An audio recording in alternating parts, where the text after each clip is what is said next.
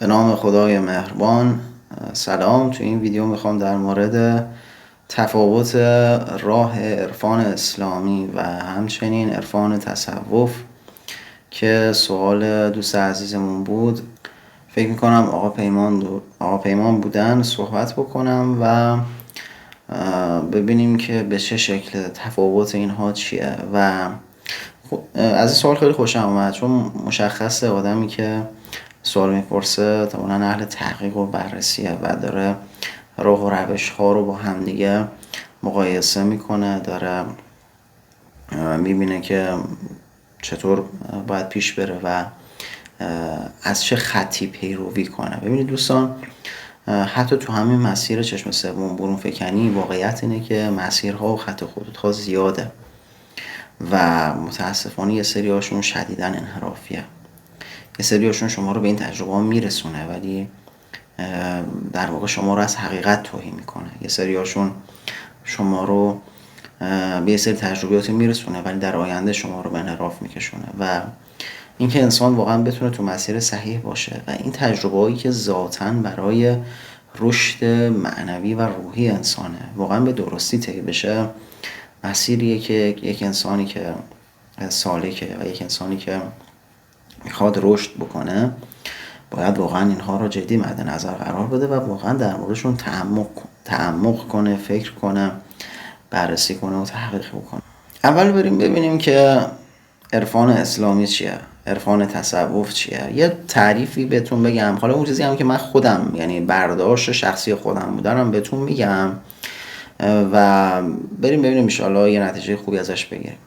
ببینید، عرفان اسلامی یعنی نگاه عمیق، درونی و عاشقانه به دین اسلام، وظایفی که برای یک مسلمون قائل شده و توصیه‌های شرعی.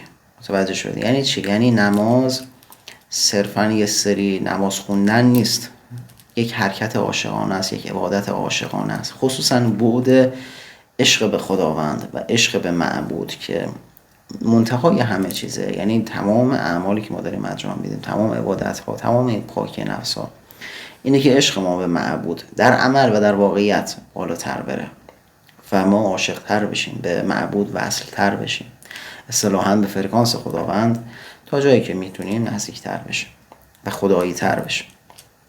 خب ببینید، توی عرفان اسلامی تمام اعمال جنبه در واقع احساسی هم پیدا میکنن، جنبه درونی، جنبه قلبی.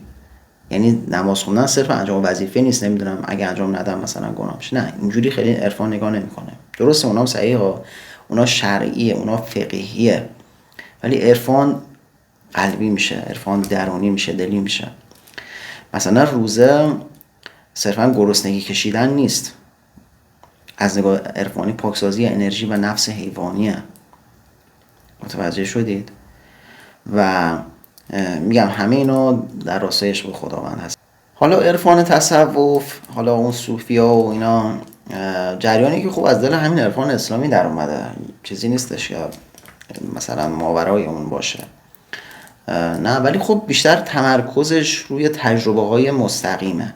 یعنی مثلا روی ذکر، نمیدونم روی چله نشینیه، روی طریقت، نمیدونم مرشد و نمیدونم صوفی و از این حرفا خیلی زیاد توش میبینید و معمولا مثلا مرشد میگیرن، نمیدونم یه همچین حالت هایی دارن. متوجهید؟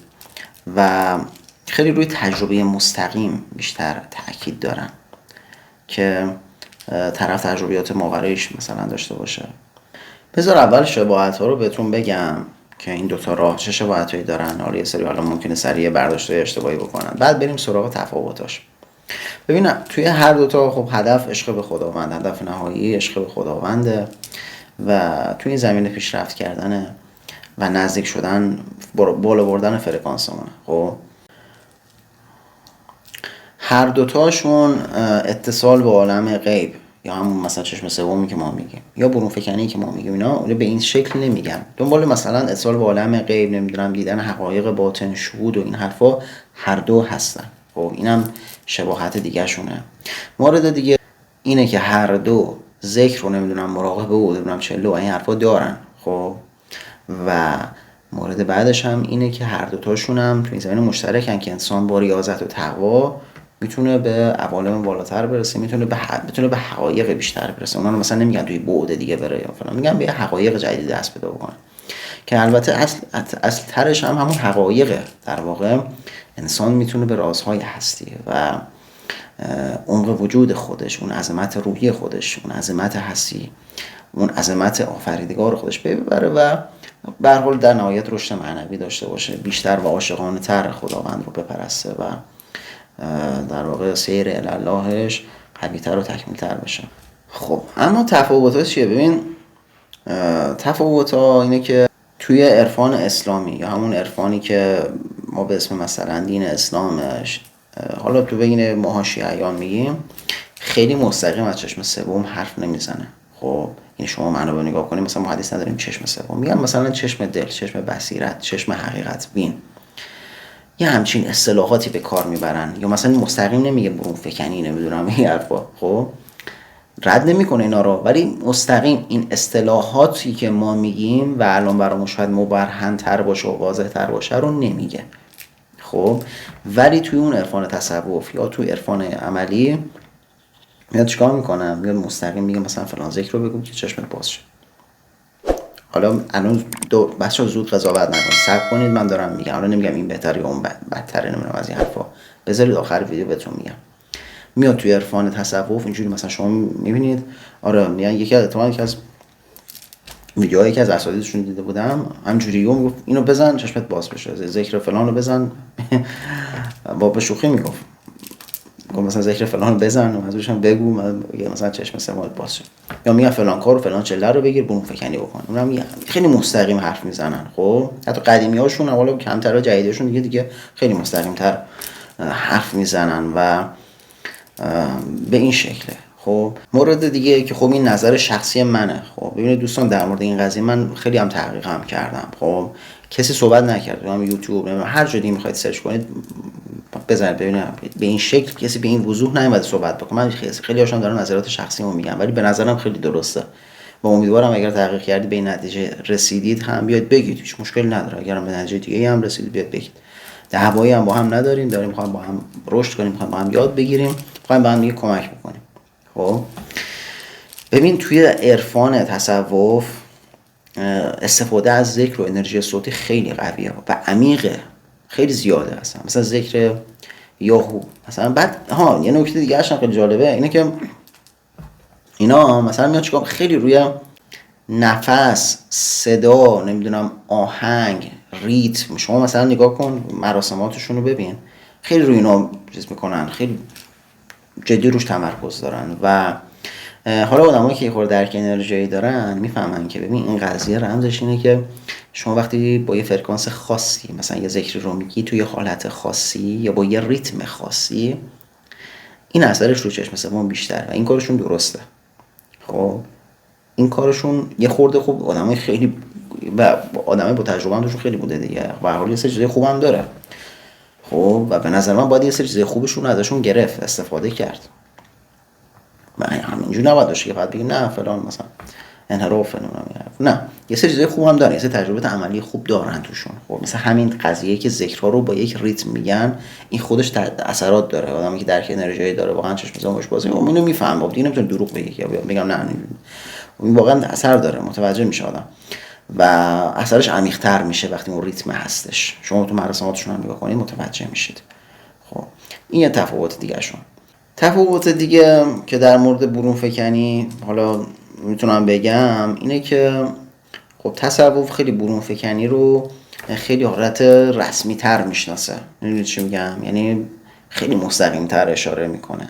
اون رقص سماعی هست که بچه‌ها توی مولویه هست، مولویهش میگه فرقه مولویه، اون حالت چرخش خب با ذکر و آهنگ. یعنی چی؟ چرخش با ذکر و آهنگ. خب این خودش بعضی موقعات باعث میشه که حتی در وسط همون مجلس بعضیشون برون فکنی دارن، شاید باورتون نشه.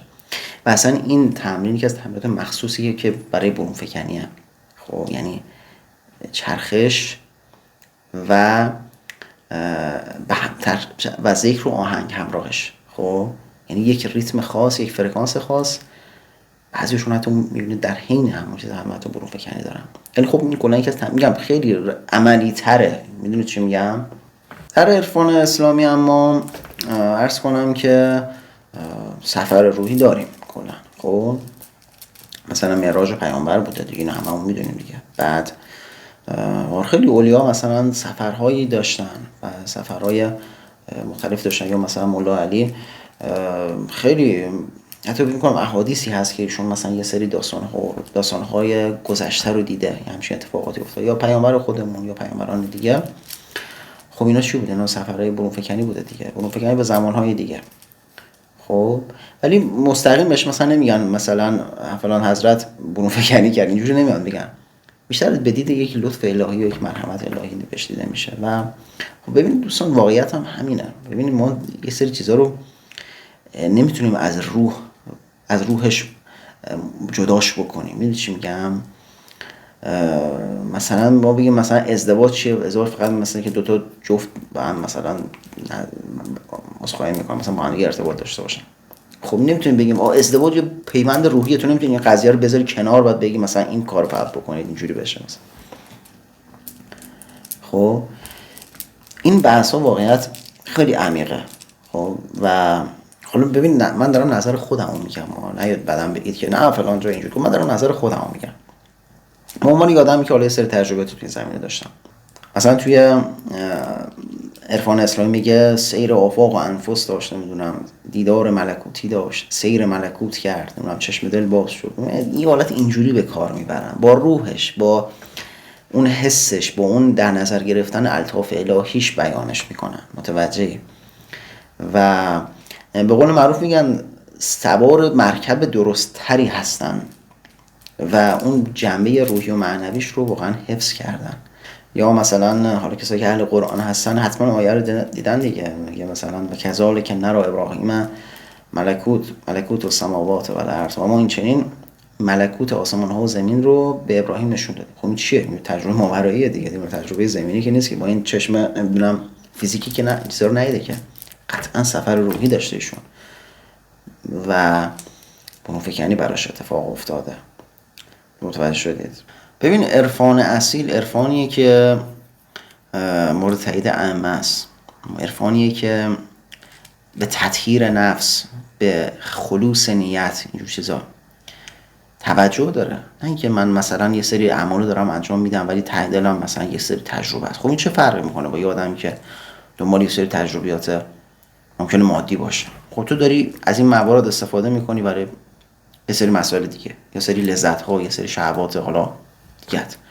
ذکر واقعا خالصانه برای خدا نمیگه. مثلا طرف چله میگیره، نه چی اکثرشون چرا بعدم دچار مشکلات ماورایی میشن؟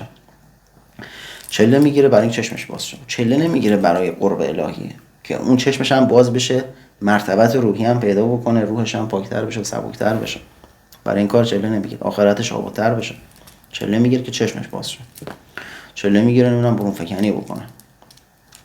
متوجهید؟ خیلی از دوستان مثلا هم میگن یه ذکر به من بگو فلان بشه، یه ذکر بگو من چشمم باز شه. من فقط چشمم باز شه، همینجوری بشه. ببین اینا خودش باعث انحرافه. چرا؟ چون طرف اصل داستان رو ول کرده. خب و کی اون تجربه ها نابتر و قشنگترن؟ وقتی که شما اون جنبه روحش و معنویش رو حفظ کرده باشه تو اعمالت، یعنی نیت خالص، تطهیر نفست. ببین اونا میگن تطهیر نفس ها، ولی خب در عمل بیشتر انگار دنبال تجربه ماورایی هن. خب و تجربه ماوراریشون معمولا خیلی قشنگ نیست. بعد از این مدت همشون گرفتاری‌های عجیب و غریب پیدا می‌کنن. من دیدم امثالشون ها، بچه‌ها نمیدونم جن عاشق پیدا میکنن، نمیدونم اصلا یه چیز خیلی بدجوری، یعنی اکثرا تو زندگیشون دچار مشکلات میشه. چرا؟ چون به قول معروف چی میگن، یه چیزی پروانه‌ای که هنوز رشد کافی نرسیده بعد از پیلش جدا بشه. خب مثل این که طرف هنوز بال نیاورده، بالش ناقص، شروع میکنه به پرواز کردن. توجهید؟ ببینید بحث اینه که ما بایستی درون خودمون رو بسازیم، اون عشق به الهی در ما شکل بگیره. وقتی اسماء الحسنا رو میگن به حدی برسه که مثلا اشک تو چشمان جاری بشه. اسماعیل الحسنا که خونده میشه. و نیتت برای رضای خدا باشه، اینجوری اصلا قشنگ، اصلا کیفش واقعا لذت عمیق روح، اون زمانی که روح از درون واقعا سیراب میشه و داره رشد میکنه و داره بالا میاد، وقتی که تو برای رضای خدا داری اعمالات انجام میدی، نه برای اینکه چشمت باز بشه. این من خیلی نکته چالشیه بین من و خیلی از همراهان عزیز این کانال. و من چرا من میگم مثلا توی جانمازتون بنویسید برای رضای خدا، که وقتی داری نماز میخونی نمیدونم برای چیز دیگه نباشه، حواست باشه اینا رو بعد، چون شیطان خیلی بد اینجوری میتونه مسلط بشه. تجربات هم به مرور خراب میکنه. از این برادر کوچکترت بپذیر، من خیلی آدمی مدل دیدم تجربهات رو به مرور ضعیف میکنه، خراب میکنه، پر از انرژی منفی میکنه. داری رشد میکنی ولی یه ذره مسیرت کجه. خب اون تحت حفاظت‌های خوب نیستی، همشون وابسته به اساتیدن. نمیدونی یه 4 روز اساتیدش بهش چیز نکنه تو برون فکنیاش داستانایی میخوری که اصلا پدرشون میخوان در بیارن. اصلا میگه بابا تو رو قرآن من بعضیشون اکثرا که تمریناتشون رو از این مدت کنار میذارن، اونایی که خیلی تو این فازا تمرکز کردن. حالا اونجوری هم نیستن، اگه 100% اون ریختی هم بودن که آدم باز خودش خیلی چیز میشد. یه تیکایی از تمرینای اونها رو فقط میخوان استفاده کنن و بردارن و خداحافظ شما. خیلی از این افراد همینایی که خیلی تمرینات صوفیا و تصوفا رو پیگیری میکنن، اینا خیلی از شهوداشون اصلا واقعی نیست، اینا خیلیشون توهمیه، این واقعیته. و مثلا یه سری چیزایی رو تعریف میکنه تو اصلا متوجه میشی این چیزی که اینو آقا کشف کرده. میدونی مثلا خب یه سری حقایقی هستش که خب تو این مرحله به طرف میگن، خب اینی که این به این گفتن این نیست، مگه نمیشه اصلا هم چیزی این باشه. بعد میفهمی بابا اصلا طرف دچار انحراف داره میشه، طرف دچار چجوری میگن داره مسیرش کج میشه، دارن بازیش میدن. یه سری شیاطین هم که ماشاءالله اصلا زومن یعنی روی این افراد. چرا؟ چون طرف خیلی نزدیکه به اون رشد عالی، میام روش زوم میکنم، میگم بذار منحرفش کنیم، بذار نظر به یه طرف میچسبه به چله نشینی، میچسبه به نمیدونم به ترک حیوانی، یه سری راهی میان بر این مدلیا، خب که مثلا زودتر چیز بشه، ولی دل پاک نشده، دل صاف نشده. متوجه؟ چرا همه میگن مسیر عرفان اصیل، عرفانی که مرتعیدن بس، میگه باید دلتو پاک کن، دلتو صاف کن، واقعا از درون تطهیر بشو و بعد عروج میکنی، خودت چشم دلت هم باز میشه. اینا خیلی روی مسائل تمرکز بیشتر میاد، تمرکز میکنم روی نمیدونم روزی 2000 تا ذکر لا اله الا الله بگی. ذکر گفتن هم بلد نیستم، به جان خودم ذکر گفتن، چون درست و عمیق در واقع کار نکردن. اصلا اکثرا ذکرایی که میگن واسه یه سری مشکلات براشون میشه، چون اصلا آمادگی اون ذکر رو ندارن، اصلا علم ذکر گفتن هم ندارن. متاسفانه اینه که فقط دنبال تمرینات عملی هستن. اونی که نمیاد با پاکی درون خودش کار کنه، روی مهربانیش، روی نمیدونم خلق خوبش، روی خلوص نیتش، بیا روی هوا کار کن، اتفاق برات میفته دیگه. حالا چرا مثلا میخوای میون برو بزنی، چرا مثلا میخوای خلاصه دیگه از ما گفتم بود. مثلا علامه طباطبایی رحمت الله خدا بیامرزش، واقعا ایشون اصلا آیات قرآن براش باطنی باز میشد.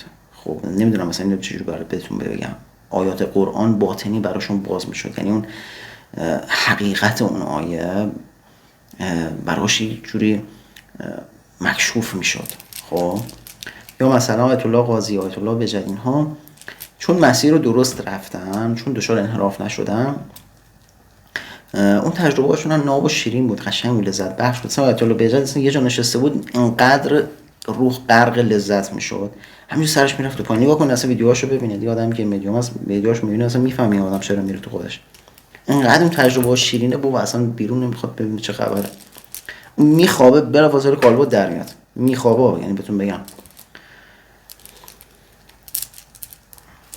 مسیرشو درست رفته. نمیدونم دنبال نمیدونم یه راه در رو، نمیدونم یه میان برو، نمیدونم یه این عادت که متاسفانه خیلی زیاد شده و اکثرا افراد میخوان برن و متاسفانه خودشون از یه لذت‌های بالاتر محروم میکنن. حالا من تو کانال این در مورد مسائل زیاد صحبت کردم، پس اون حالت عرفان تصوفی اگر همراه با اخلاق باشه، اگر همراه با شریعت باشه، هیچ مشکلی نداره. اون صوفی ها، نماهایی که اون زمان یه سری ائمه ردشون کردن، اون زمان ها یه سری حوادث داریم که خیلی اونا آدمایی بودن که دنبال ظاهر و نمیدونم دنبال ادا اطوار اینا بودن. نه، اگه آدمی که خب داره به فرض داره چیکار میکنه، داره مثلا رو خودش کار میکنه، رو نفسش کار میکنه، داره پاکتر میشه، روی نیتش کار میکنه، داره به خدا نزدیکتر میشه، از اون ور میاد خب تمرینات رو انجام میده و اون آدم مشکلی نداره، انحرافی نداره. نه، اونی که همین چیزا رو ول میکنه میچسبه به تمرین، اون مشکل داره، اون روح قضیه رو فراموش کرده، اون اصل قضیه رو فراموش کرده. و